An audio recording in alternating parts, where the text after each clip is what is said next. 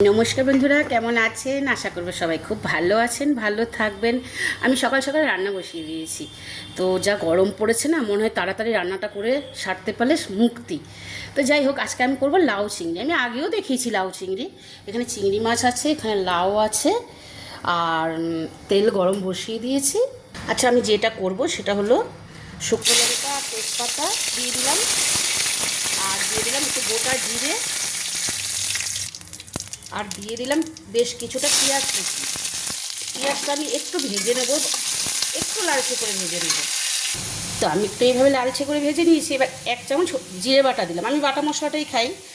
তো আর একটু আদা বাটা দিয়েছি, নুন, হলুদ, কাঁচা লঙ্কা সব দিয়ে দিয়েছি, একটু জলও দিয়েছি। এবার একটু কষিয়ে নেব।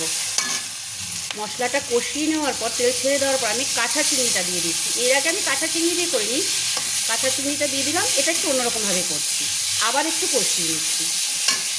চিংড়ি দিয়ে তো কষিয়ে নিয়েছি ভালো করে, এবার লাউটা দিয়ে দিচ্ছি।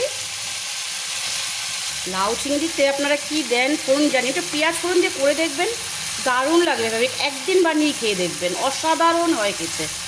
আমার লাউ চিংড়ি রেডি। চাইলে একটু মিষ্টি দিতে পারেন, আর যারা না খাবেন দেবেন না। তাহলে আবার পরের ভিডিওতে দেখা হবে, কথা হবে।